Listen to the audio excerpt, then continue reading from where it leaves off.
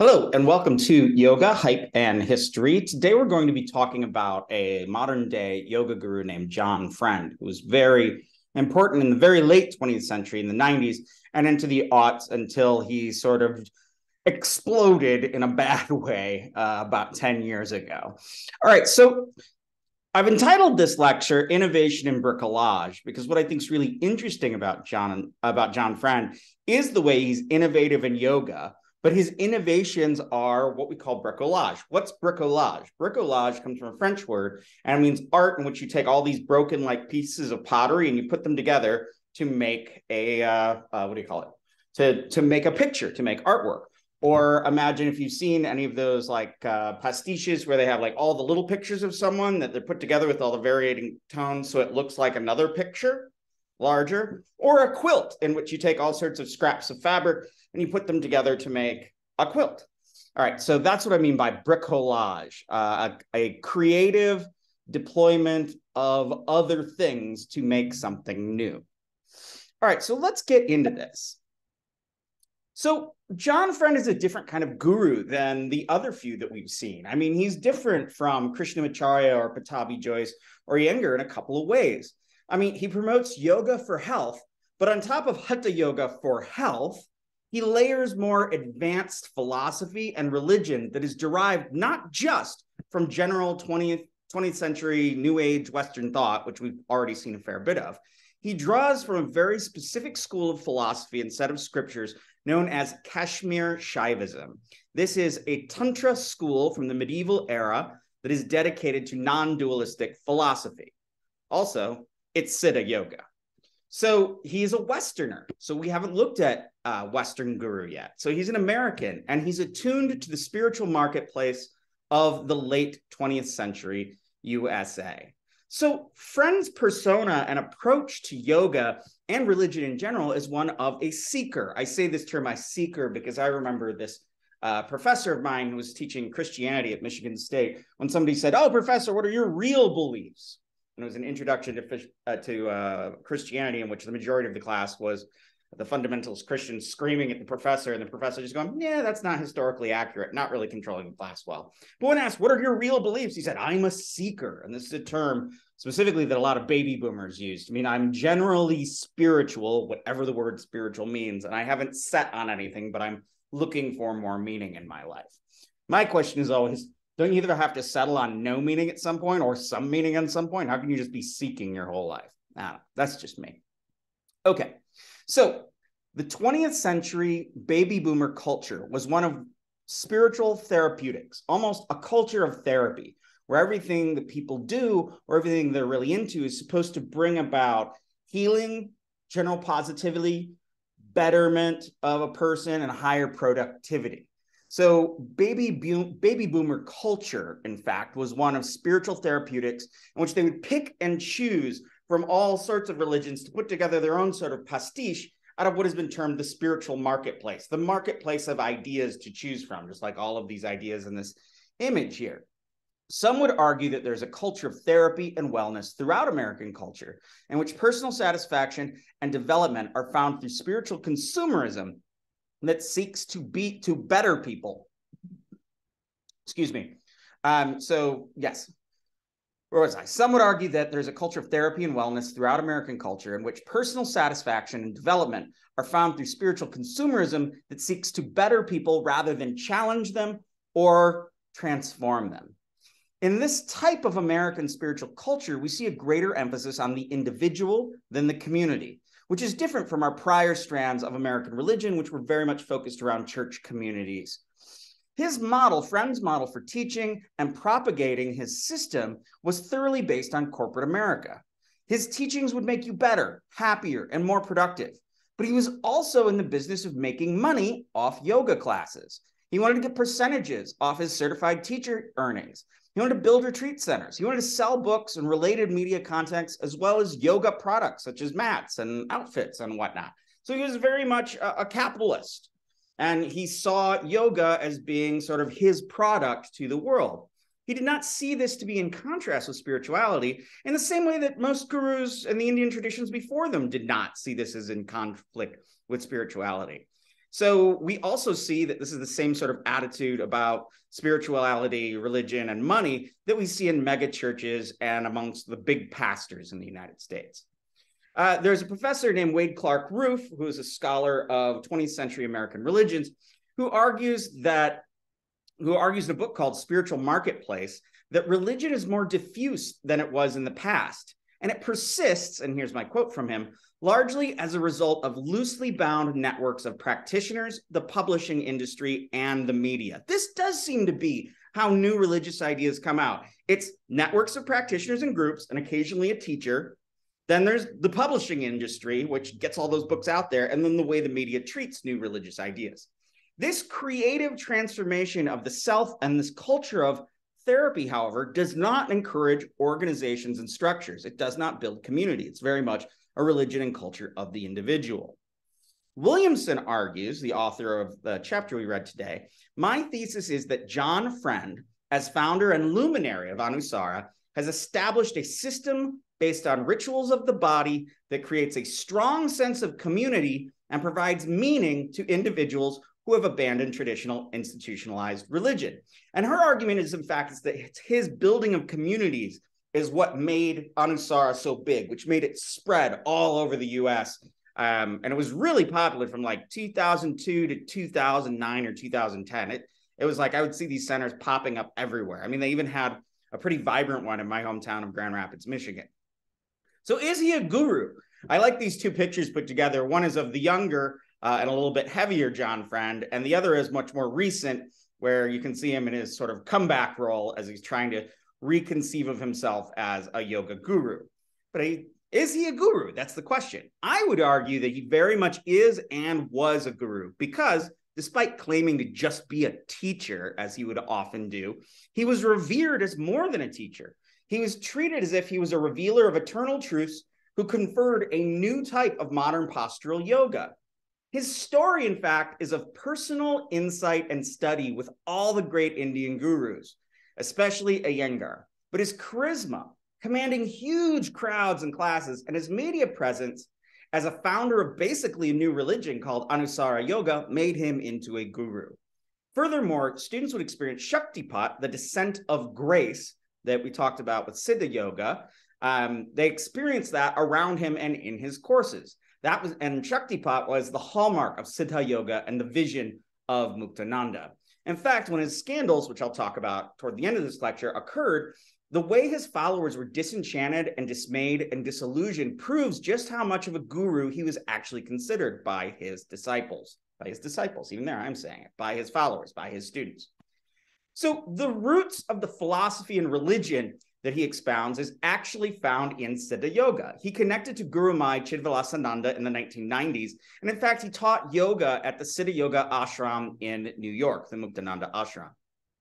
Now, when he was teaching in that ashram, that made modern postural yoga into a big deal at Siddha Yoga. Now, they'd always had yoga classes at Siddha Yoga, but it was never a really big deal. But he brought forth his charismatic style of teaching, his very methodology, the hybrid ways he would teach yoga that he had systematized himself, and grafted all that onto Siddha Yoga, and his classes became incredibly popular. But while he was at that Siddha Yoga ashram, he also had contact with multiple scholars and residents. So Siddha Yoga had a program in which if scholars needed a sabbatical or were out of work or whatnot and were associated with Hinduism, they could come and stay at the Siddha Yoga ashram. My first Hinduism teacher, John Grimes, lived there for years and probably knew John Friend at some point. But there was also hallmark Tantra study scholars such as Paul Eduardo Muller-Ortega and Douglas Brooks were there. And there were also a number of PhDs who were swamis in the order. So they would all kind of hang around. And this was where he started fine-tuning his connection to the Kashmiri Shaiva Tantra philosophy of Siddha Yoga. Now, Siddha Yoga unexpectedly shut down their yoga courses and their public-facing programming. They just kind of shut down the ashram, so new people weren't really coming in or out anymore. So at this point, he began spreading his own form of yoga that he called Anusara Yoga. And he brought his contacts with him. So he collaborated with Paul Paul Muller-Ortega, Douglas Brooks, and a young scholar named Chris Wallace. I remember there was a woman I was dating one time, and I'd mentioned Doug Brooks for some reason. Douglas Brooks. I said, "Oh, I know him." I'm like, "How do you? What? You didn't go to college? What?" And she had attended an Anusara yoga workshop that was taught by Douglas Brooks, probably in like 2008 or something like that in Grand Rapids, Michigan. So that was really surprising to me. And I'd never heard of Anusara before. So I actually went down to that yoga center and I looked around, I'm like, this is a Siddha yoga group. I'm seeing pictures of Siddha yoga gurus. I'm seeing Siddha yoga books. I don't know who this John Friend character is, but this is Siddha yoga. So I'm like, so you guys are a Siddha yoga organization? They're like, no, absolutely not. And I'm like, well, what about this and this and this and this? I'm like, no, we do yoga and we bring in these scholars. I'm like, you mean like Doug Brooks, who's a Siddha yoga guy? And like, no. So they explicitly were trying to divorce from the name Siddha yoga, but they were using so much of Siddha yoga's teachings and philosophies. So Siddha yoga shuts down and he collaborates with Paul Muller-Ortega, Douglas Brooks, and a young scholar named Chris Wallace, who goes by Harish, who's a dear friend of mine. As Siddha yoga contracted, John Friend expanded, and he provided new avenues for other scholar practitioners to expand through his network. So in this way, he was able to give avenues for these scholars who maybe didn't want to teach in the classroom anymore, maybe liked teaching in yoga studios more than they liked teaching in the classroom. Maybe they didn't have a job. Maybe they wanted to retire. So at his yoga centers, these scholars previously associated with Siddha yoga could come out and do their thing. And also, some of them also taught yoga classes themselves. Williamson notes that these scholars had a new avenue for teaching as supported by Anusara. Scholars who were practitioners could teach as practitioners. Established scholars could do, well, I gotta yell at my dog. What are you doing? Arlo. Yeah, I'm in a different room of the house, so the dog's up here with me. It's kind of fun. Anyway, so these established scholars could do something different or even retire from the academy to be supported with teachings by Anna and with Anusara. In fact, Williamson argues that young scholars like Chris Wallace, Harish, are particularly described as being able to be young scholars without having formal jobs in the academy. And I know Wallace has never had an academic posting, but he does have his own retreat center in Portugal now, and he has a community of scholars, or a community of students all over the world, and he makes a good deal of money off the books he publishes. So he never had to, I was in graduate school with him, and I was in India, and a woman who's a Siddha yoga devotee was talking to me, and she says, you got to meet this guy, Chris Wallace, Harish, I'm going to put you in touch with him.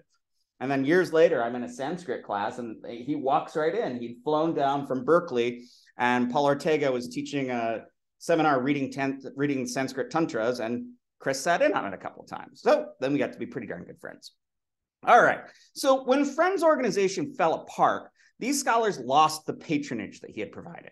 Though most of them at this point had their own organizations that had been vastly expanded by their association with John Friend over the years. So what's my argument with all this? We have a physical culture that was interested in yoga-type practices, and out of that, modern postural yoga flourished. That's like the Mysore school. We also have the Western contact with India and the 19th and 20th century version of mental yoga and meditation, like Swami Vivekananda. Then we have the guru cultures in which Indian modern postural yoga gurus inspired a new form of yoga that was purely physical, non-religious, and spread around the world. Iyengar, Pattabhi Jois, and all of their disciples. And now we have a Westerner who is really good at doing yoga and is generally spiritually curious, who discovers Siddha yoga and non-dualistic tantra, and who via modern postural yoga can spread his new form of yoga and philosophy around the world, especially in the USA, that confers a radical philosophy that is derived from Indian sources that was designed to fit well in Western culture. So it's like modern postural yoga plus a new religion philosophy, plus a guy who really understands finance, corporate structure, and capitalism. That creates Anusara yoga. All right, so who is this John Friend character? Well, he grew up in Youngstown, Ohio. I used to teach at Youngstown, Ohio, on the far eastern edge of the state. This is an industrial town that rapidly declined from the 1980s onward. His mother was very much a seeker, and she was interested in Sufi, stories about yogis, theosophists, and new thought, all of these things we've talked about before. In fact, he started studying Hatha Yoga when he was 13 years old in Youngstown, Ohio. And he studied with a woman named Margaret, to which he writes about Margaret and says, This is kind of an amazing quote. Margaret opened me to whole other worlds that I still value and practice. Although I no longer participate in the Theosophical Society, they influenced me to present Eastern thought to Westerners. From Wicca, or modern neo-paganism and witchcraft, I learned about alignment with nature.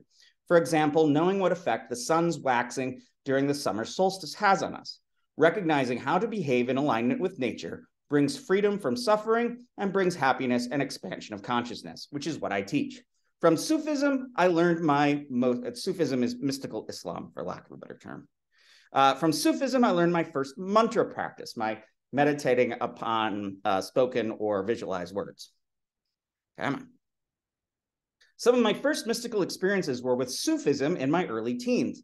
I still incorporate that in my meditation practice and even use dance, because the Sufis are the whirling dervishes, and I even use dance to find my center through whirling in a mindful and sacred way. It's not that easy, but I do play with it. Buddhism is very organized in its analysis of the mind, so I use a lot of Buddhist paradigm for my understanding of the mind and for my practices. Metaphysically, I'm aligned with Vajrayana, which is Tibetan Buddhism. For me, it's mostly about compassion, loving kindness, and the interconnectedness of all things. It's also about recognizing the ephemeral nature of the phenomenal world and why non-clinging is so important if you want to be happy. So look at all that. That's what I mean by a bricolage. That's what I mean by a crazy quilt. Like he's taken all of these elements and puts it together in his one thing. And that is so quintessentially American. I'm going to take a little bit of this, a little bit of this, a little bit of this, a little bit of this, and boom, I got a new religion.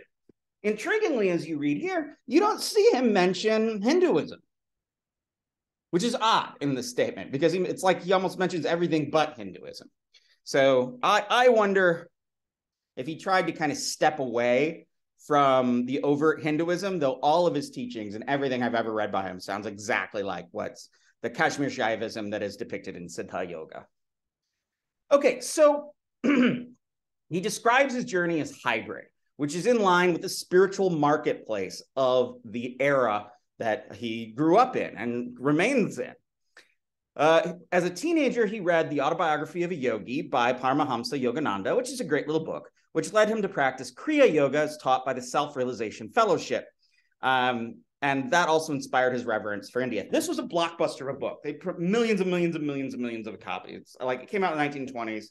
Yogananda actually started an organization called the Self-Realization Fellowship, which was dedicated to meditation, sitting in a chair, reverence to all world teachers, and a style of yoga that's mostly meditative called Kriya Yoga that was expounded by this Paramahamsa Yogananda.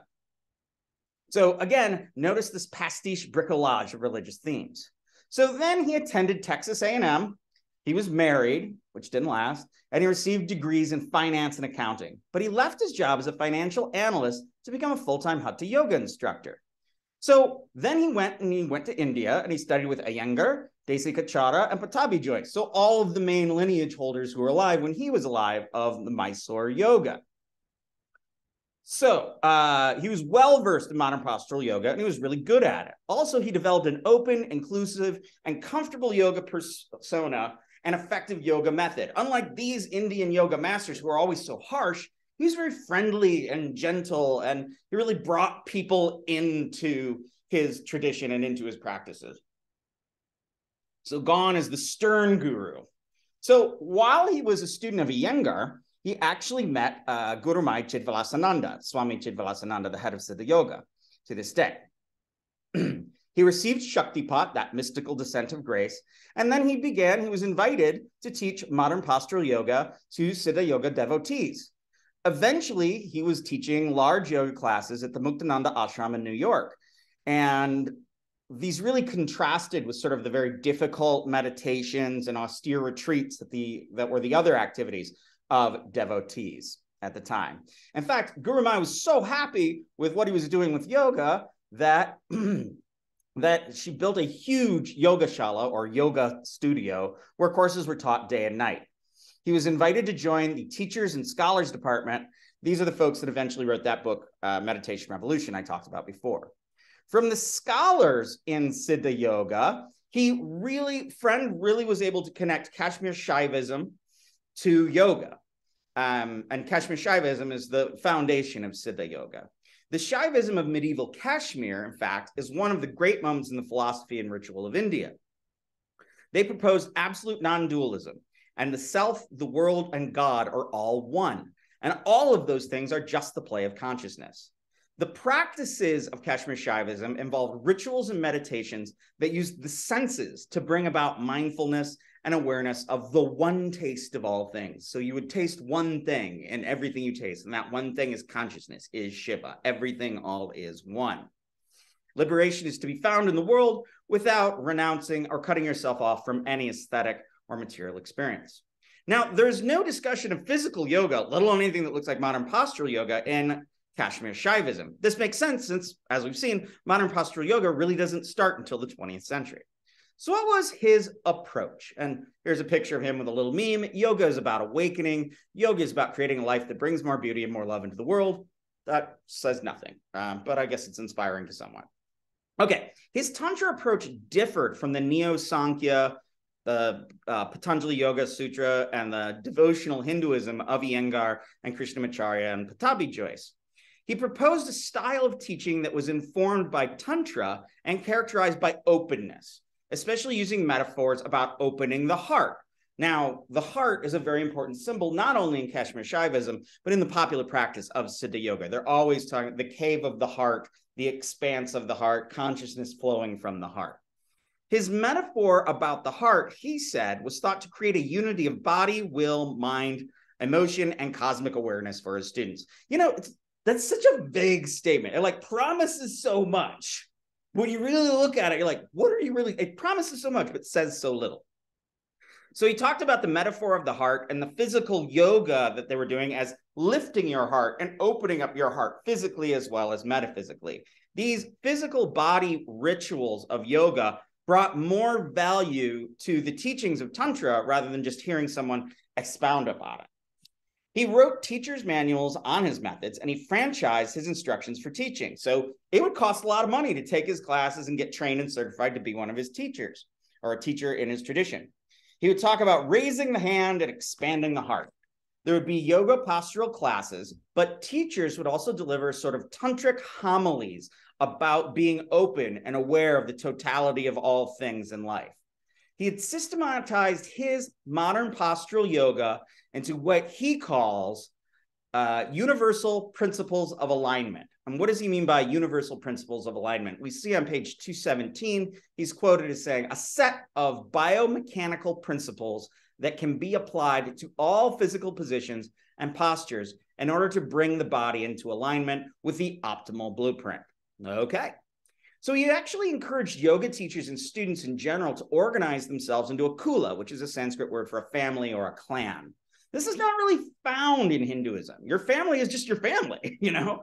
So this was an innovation that Friend had, and it really appealed to people who were disillusioned with modern religion. They had this itch to have a religious community, but they were no longer involved in a traditional church. So this Anusara yoga could scratch that itch.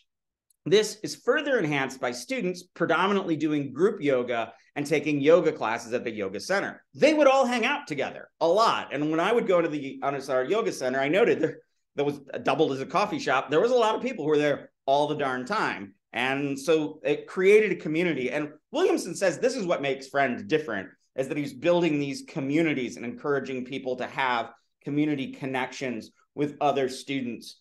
And that filled needs that people have. I think his real innovation is taking modern postural yoga and putting Kashmir Shiavism onto it. But we can differ. Okay.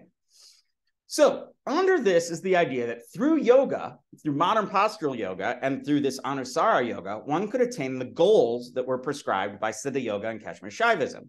Now, Siddha yoga does talk about being liberated in life, talks about gurus being liberated, but Friend only stressed optimizing thyself, not being liberated. And in fact, when I asked how many people have been enlightened, he's like, the Buddha and Jesus, that's it. So what's the point of really even worrying about liberation or enlightenment? You just want to be the best self you can be. And I can kind of get behind that.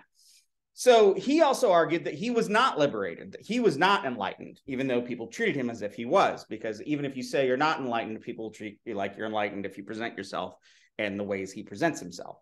we see that he eschewed classic texts like the Yoga Sutras and turned to Western scholarship on Tantra and also translations of Tantra such as the Vijnana Bhairava and the Spandakarika. So in a sense, the early 20th century, when like Vivekananda and all those yoga exponents and people looking at the Yoga Sutras, when they just said, none of this Tantra business, they got rid of Tantra. But then here in the late 20th century, we have this Westerner guy who brings all the Tantra back on in. It's kind of interesting to me. Okay, Williamson documents that students of John Friend's would actually experience Shaktipat, which is a tradition he pulls out of Siddha Yoga. But my question is, how the heck was he giving people Shaktipat? When you look in Siddha Yoga, it says the ability to give Shaktipat is given by the guru. But he didn't have that empowerment from a guru. And there also becomes arguments that, did Guru Maya really have the empowerment? Did Muktananda really have the one from Nityananda? And at Nityananda, they're like, that guy was a font of everything. He didn't need a guru. So the idea is that you're passing this thing that the guru puts into you into other people. He didn't have that. So in Siddha Yoga, the Shaktipat would be accompanied by spontaneous movements, inner visions, special insights, and laughter and tears. These same experiences were spontaneously experienced by his students.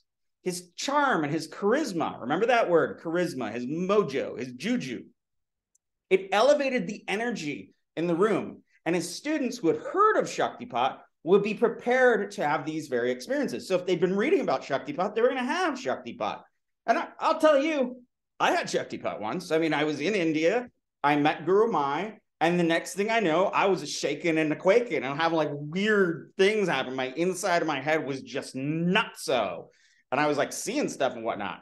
However, I'd been reading about Shaktipat a long time. Then I met her. She looked at me. And then the weirdest thing happened. This doesn't happen often. Is I had to like gave me the whammy.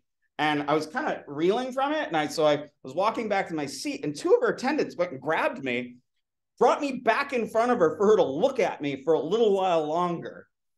And then they gave me a flower and I went back to my seat and poof, I was on another planet. But here's the thing. What are mystical experiences? They're culturally created things. So when you're thinking and reading about mystical experiences all the time, you are going to want to have those similar experiences. And you are going to code things that happen to you as being like those mystical experiences, which means does writing about mystical experiences and language around mysticism create mysticism? It definitely shapes mysticism. If you'd never heard of Shaktipat and you had that experience, what would it look like? Would you feel like you just ate something funny and you have a bad tummy ache? I don't know. So I remain in the belief that mystical experiences are real, but all of the baggage around them are very much constructed. So if he's going to talk about how he got Shaktipat from Guru Mai, and he's going to write about Shaktipat, then when people are there and he elongates his voice a little bit or holds his hand on somebody a little longer than usual while doing an alignment or whatnot, they're going to be structured and ready to have those experiences. And whatever experience they have, they're going to code it through that lens. I don't want to sound too cynical. Okay, so was this the future of modern postural yoga? Friend and Anusara was primed to become the new face of modern postural yoga in the United States. It had a general appeal because everybody breathes and everybody has a heart and everybody can do yoga for the most part. And we do see lots of people are already doing yoga. And you'll notice from all these pictures, there's an awful lot of women in these pictures because the yoga community is for the most part women. So what happened? I mean, he had centers that were like little coffee shops and bookstores that were hubs to the community and places to sell, course materials and lectures and merchandise. And these centers were all over the place. So what happened? Scandal happened. I have a buddy who's a part of a Tibetan Buddhist community, and they're having a huge scandal right now, which I won't talk about the details of that. But the preceptor raped a woman, and he was there the day it happened. He realized. So he's just reeling and trying to figure out what to do with himself. And I remember as all this was coming out, he was visiting me in Colorado, and I remember saying him to this. I'm like, all gurus have scandals, and they're usually sexual ones. It's almost like it's a feature. It's not a bug. It's like part of the guru thing is you're going to have bad sex at some point. I mean, not every guru has a sex scandal, but the majority of male gurus do, especially the ones that set themselves out as celibate. But Friend didn't set himself out as, he never said he was celibate. He never said he was a guru. I mean, he pretty much positioned himself as a liberated being, though always said, oh, but I'm not really a guru. I'm not really realized. But he acted like he was, and that was his real sin. All right. So what were the scandals? Well, he had manipulated the pension fund for his employees, and he employed quite a few employees at this time. And he did that in order to secure future loans to build a giant yoga center and further his business. Now, as a former financial analyst, he knew better, and he knew this was wrong. And it ended up being investigated and charges weren't brought. But this was the really bad thing he did. He also had received marijuana in the mail, possibly sent by his students, possibly at his request. But as we've seen, marijuana and yoga has always gone together. But in this way, this perfect man was seen as a lawbreaker and a drug abuser. Now, he had affairs. Now, he wasn't married, but he was in a long-term relationship at the time he had these affairs. And he had affairs with a number of students.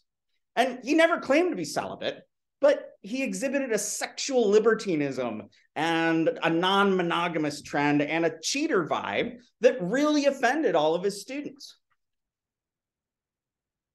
So it also became known through this that he was also involved in a neo-pagan Wicca group that also included group sexual practices. And if you're involved with a coven, there can be group sexual practices. And depending on the tradition of Wicca and neo-paganism, you might be doing all your rituals naked. Who knows? Who knows?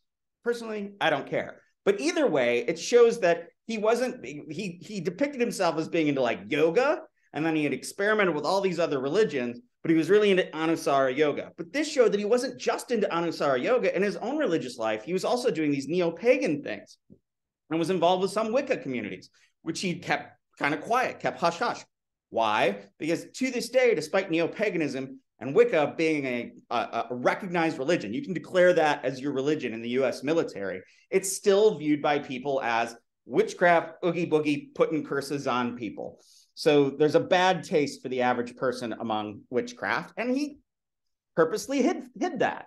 Well, so what? So what? I mean, what's the real scandal here? And this picture is just supposed to be a general Swami. This is not anyone in particular. He doesn't look like a guy I knew once. Okay, the financial impropriety is a big deal. But smoking pot and having sex out of marriage and having affairs, well, maybe affairs are really bad, but are they really that bad? Enough that you no longer have any authority? Depends on your viewpoints on monogamy, I suppose. So what was the real scandal? This is the way I see it. His real scandal was that he presented himself as a guru, even if he said he was not a guru. And people laid these ideas of a perfect man, a guru, who was morally true and in line with their own same moral beliefs. They laid all of those on him. They thought he has the same morals as I have, even though all of his teachings, nothing was about ethics or morality. It was all about opening the heart, feeling connected to the world and whatnot. He never really talked about ethics. Okay, so when it was revealed that he was a normal man with normal man activities, then his students felt betrayed. He argues that the scandal was engineered by senior teachers who did not want to pay licensing or who wanted to teach his method as their own. There's probably some truth to that. I wouldn't doubt that. The financial manipulations made the money of Anusara really apparent. People saw how much money was coming in.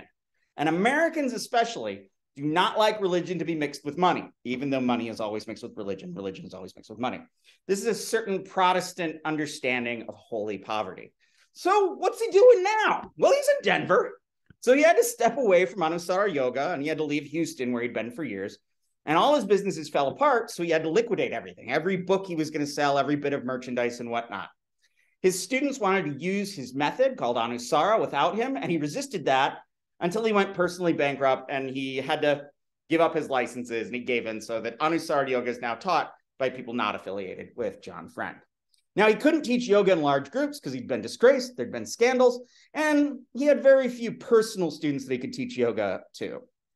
However, he moved himself to Denver, and he made a connection with a pair of sisters, the last name is Springer, in particular Daisy Springer, and they had an innovative type of yoga called bowstring yoga, and they had a yoga studio called Vital Yoga. The thing that you notice, and I put up a video about this, about bowstring yoga, is that it involves severely arcing the back.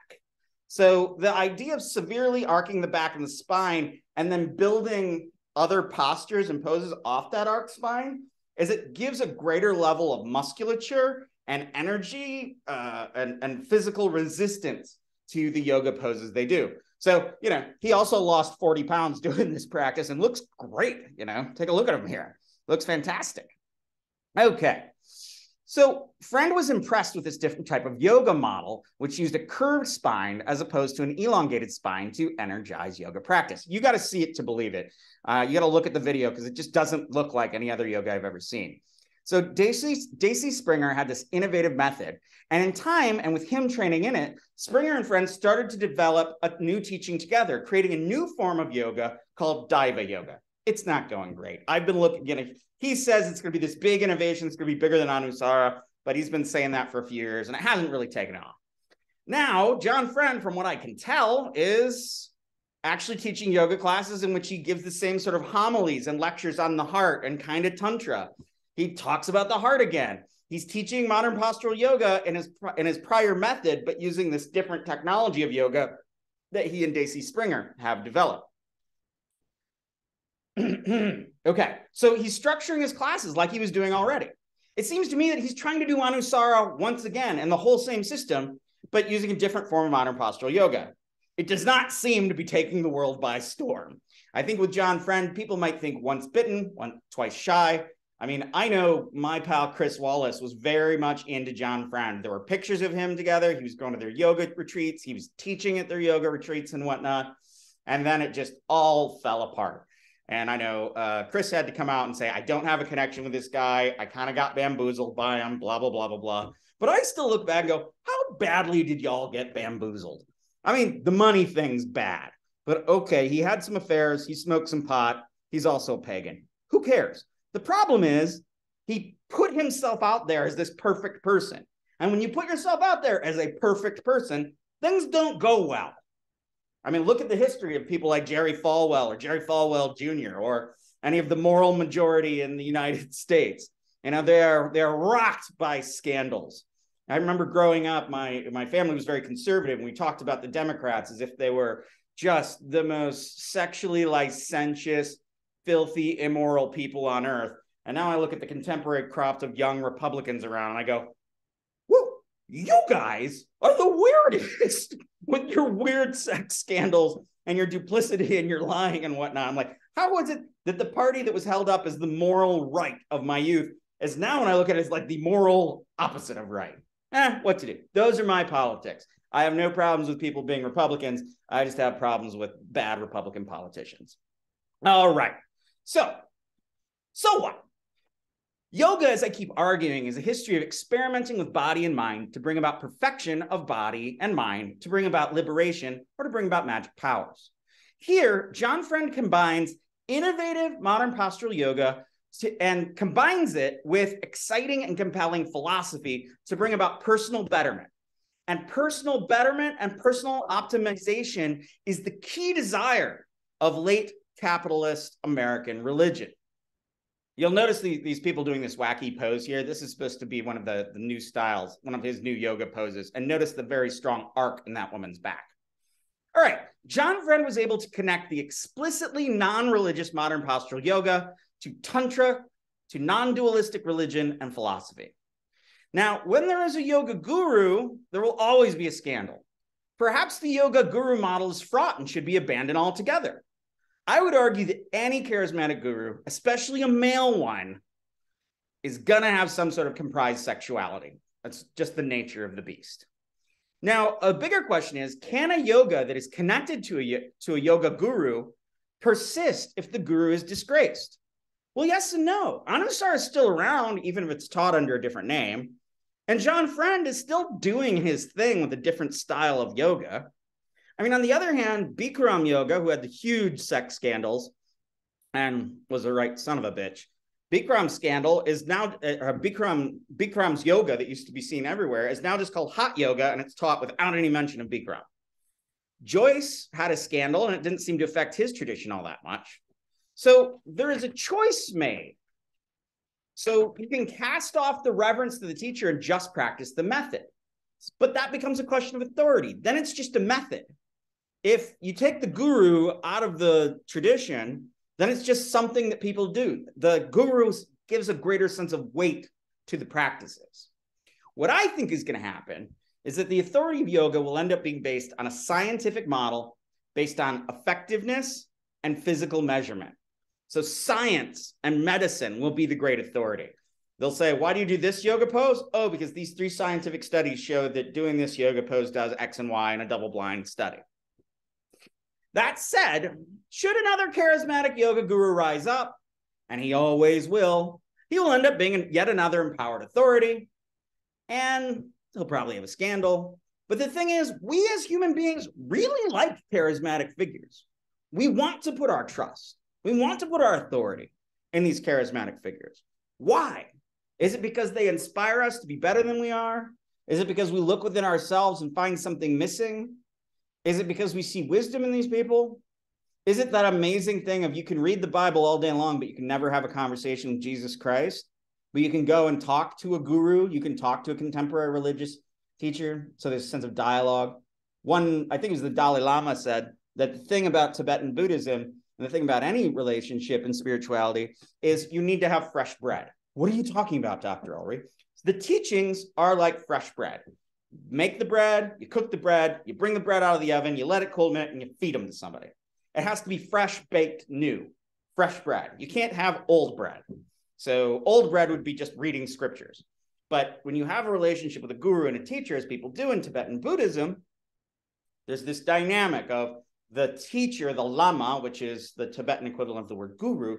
The lama will reinterpret whatever he is teaching, whatever scriptures he knows, in his own words as appropriate to the disciple before him.